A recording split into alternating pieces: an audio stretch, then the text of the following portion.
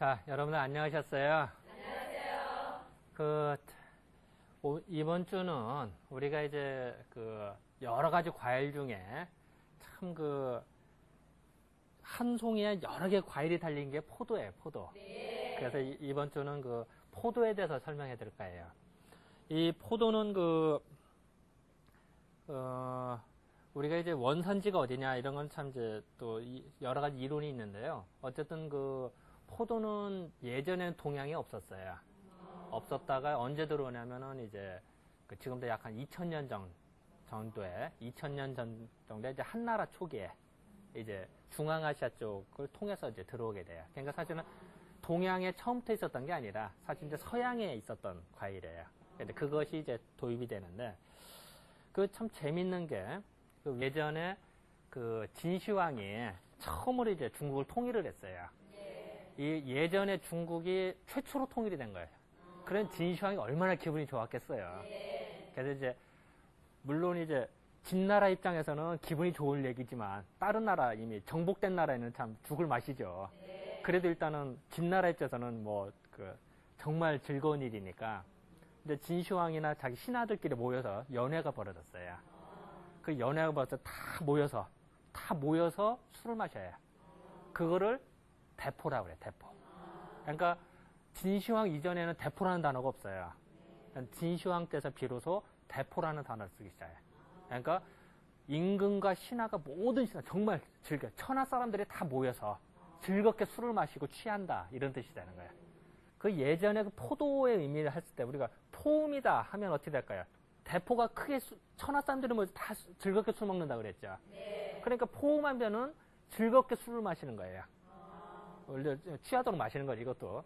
그리고 도연이다 이러면은 도연은 뭐냐면 술이 취해서 좀 기분이 뿅 간다고 할까요?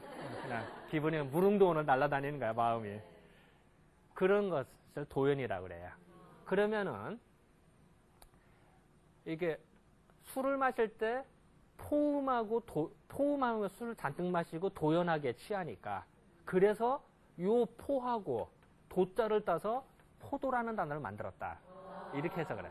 자, 이건 뭘 뜻할까? 예전부터 포도라는 단어에서 벌써 우리는 술을 마시고 즐겁게 기분 좋게 취할 수 있는 술이다.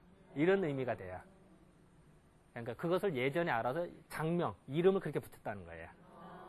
근데 사실은 이제 요거는 누구 해석이냐면 이시진이라는 분의 해석이에요. 이시진은 누구냐면은 중국의 명나라 말기 때 분이신데 본초광목이라는 책을 쓰신 분이세요. 그걸 이제 몇십 년에 걸쳐서 중국에 있는 모든 약재라든지 식물을 쉽게 말해서 식물학 대사전이라고 할까요? 그걸 총 집대성하신 분이세요. 그런데 이시진이라는 분이 이제 이렇게 해석을 했어요. 근데 요것도 하나의 어폐가 좀 있어요. 왜냐면은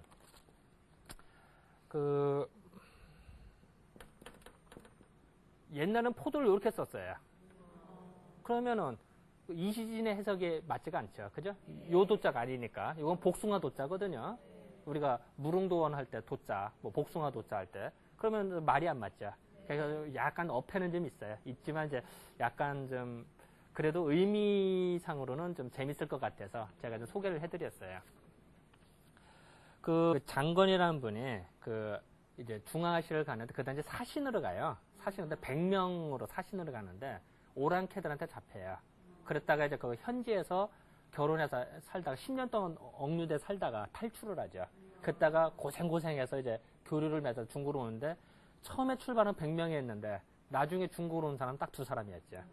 그 정도로 이제 고생을 해서 이제 비단길을 뚫는데 그 당시에 이제 대원국이라고 있었대요. 그러니까 중앙아시아 쪽 국가인데 거기 가서 기행문을 자기가 글을 쓰는데 거길 가봤더니 사람들이 술을 먹는데 포도로 담아서 술을 먹고 부자들은 어느 정도 만석이면은 이게 가마니로 10,000개니까 되게 맞아. 그 정도로 술을 담근대요.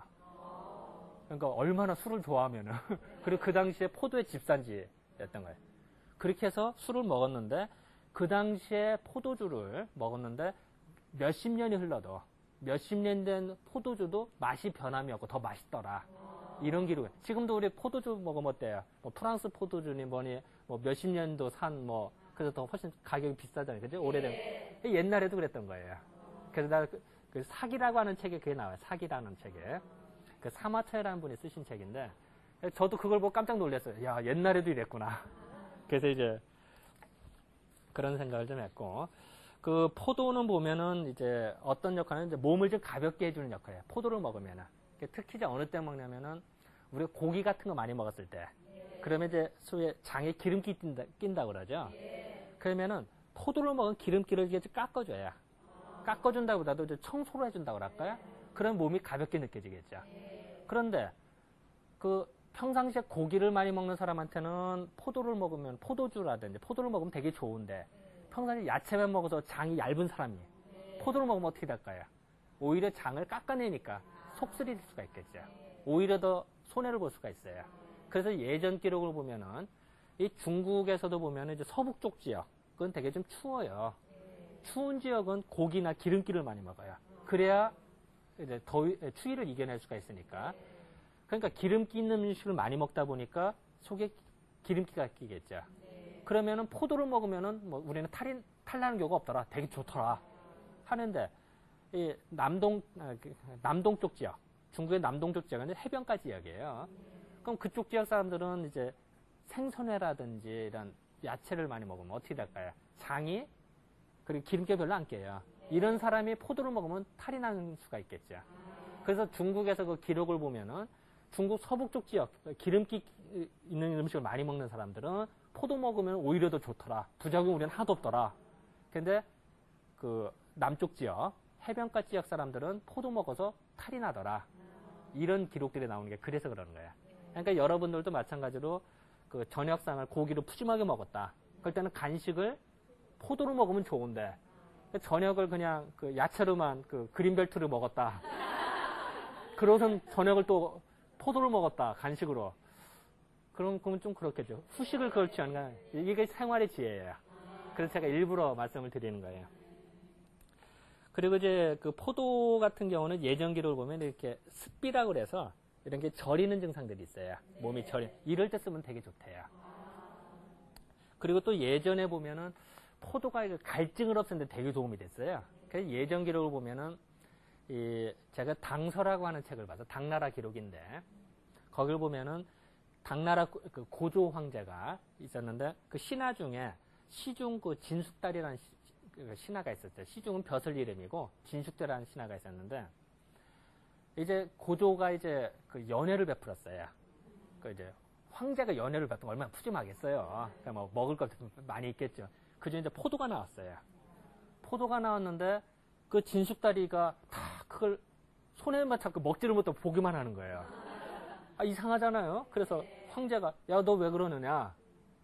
물어봤더니 진숙다리가 제가 사실은 집에 어머니가 계시는데 어머니가 나이가 이제 많으시겠죠, 당연히.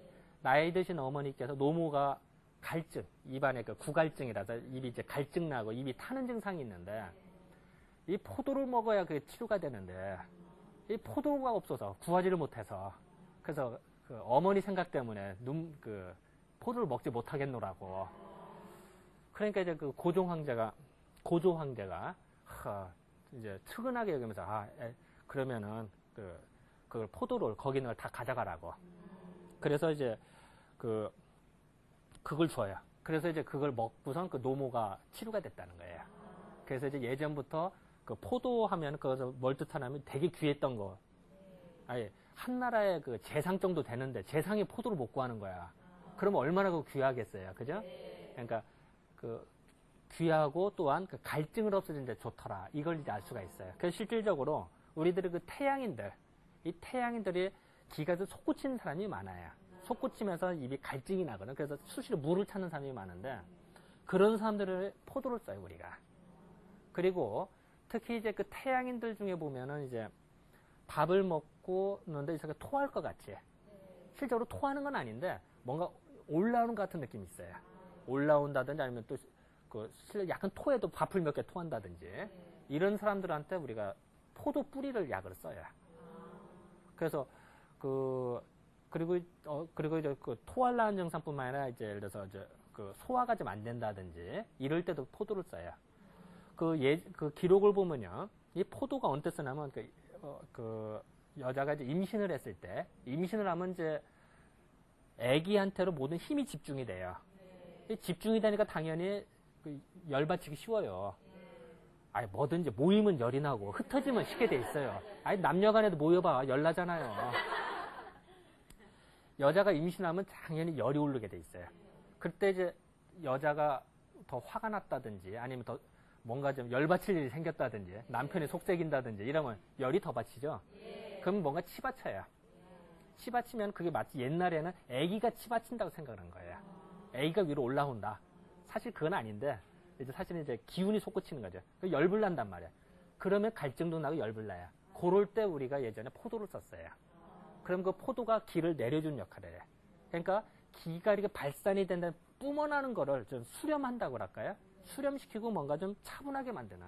그래서 포도를 썼어요. 그래서 우리는 이제 태양인들이 열불 났을 때 뭔가 그 토하려고 하는 증상이 있다든지 열불 났다든지 이랬을 때 포도를 이제 먹으면 좋다 이렇게 얘기를 하죠. 그리고 또한 포도를 먹으면 소변이 시원하게 나가요. 그래서 이제 그 예전에 이제 그 임증이라서 소변을 볼 때 찔끔찔끔 나간다든지 아니면 소변에 이게 방광이라든지 염증이 있다든지 열로 인해서 염증이 있는 수가 있어요. 이제 그럴 때 우리가 이제 포도를 쓰면 좋다 이제 이런 얘기를 좀 하죠. 그리고 이제 예전 기록을 보면은 또 포도주를 먹으면은 같은 알코올 도수인데 희한하게도 포도는 기를 내린다고 그랬죠. 그러다 보니까 같은 알코올 도수임에도 불구하고 포도주 먹고 취했을 때 취해도 금방 깨요. 그럼 왜 그러냐면은 원래 술은 기를 올리는 거예요. 올리는데 포도는 열을 내려요. 열도 내리고 기를 내리다 보니까 덜 취하는 거예요. 덜 취하고 취해도 금방 깨는 거예요. 그런 것이 포도의 기운. 그러니까 여러분들 포도주 시원하게 먹지 대표 먹는 사람 없잖아요. 근데 정종이나 이런 건 어때요? 대표 먹어도 맛있잖아요. 그죠? 포도주는 시원하게 먹을수록 좋은 게 열을 내리기 때문에 그런 거예요. 그리고 특히 이제 고기 먹을 때 더 좋겠죠, 당연히. 제가 이제 다시 정리를 하면요. 이 포도라고 하는 거는 이 이름을 통해서, 포도라는 이름에서 벌써 술을 마셔서 취할 수 있는 이제 과일이다라는 것을 의미하게 되고, 또한 포도는 그 기를 내리는 역할을 해주더라. 그래서 뭔가 기가 발산이 되는 태양인들한테 되게 좀 좋더라. 만약에 소심한 사람이 먹으면 어떨까요? 더 쭈그러들겠죠. 뭔가 좀 성격 급하고 뭔가 발산되는 이랬을 때. 그리고 우리가 고기 먹으면 열나죠. 고기 먹고 춥다는 사람 없잖아요. 그리고 고기 먹으면 피가 탁해진다는 소리도 하죠. 그랬을 때 그걸 좀 맑게 만들어주고 기를 내려주는 역할. 그래서 이제 포도를 먹는다. 그래서 이제 여러분들은 그 이제 저녁상을 먹고 나서도 후식을 먹을 때 야채를 주로 먹었느냐, 고기를 주로 먹느냐에 따라서 후식이 틀려지더라. 그것이 생활의 지혜더라. 이렇게 이제 정리를 하면 될 것 같아요. 자, 이번 주는 이 정도로 맞출까요? 네, 감사합니다.